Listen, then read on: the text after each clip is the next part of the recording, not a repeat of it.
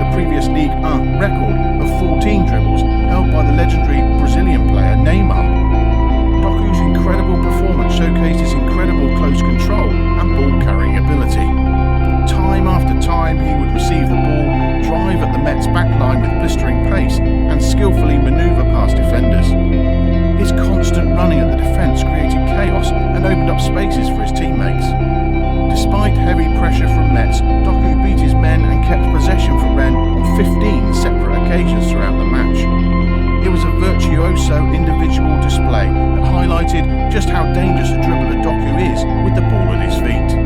Jeremy Doku represented Belgium at the 2021 European Championships as their youngest player, significantly impacting the tournament.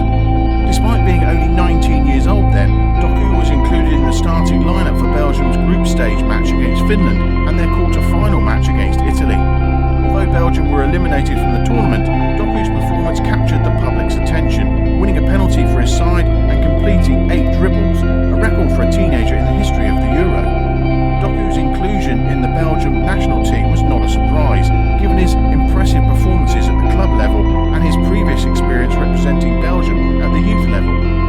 He made his first appearance for the Belgium national team in September 2020 against Denmark in the UEFA Nations League, and 3 days later he scored his first goal for the Belgium national team in a 5-1 win against Iceland. In 2023, Manchester City acquired Jeremy Doku in a €65 million transfer.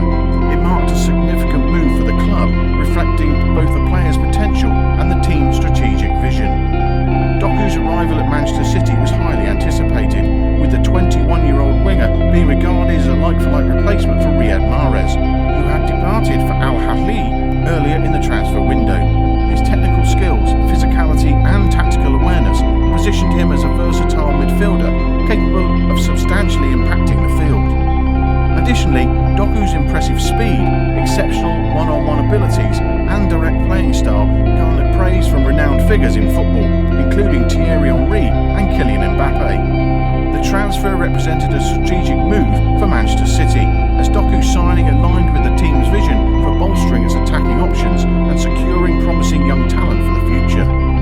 His experience playing for Rennes and representing Belgium internationally further underscored his potential to contribute significantly to the club's success. Off the pitch, Jeremy Doku enjoys spending time at home playing video games and is very close with his family. His love for video games is also well known, and he has mentioned in his interviews that he enjoys playing FIFA and Call of Duty.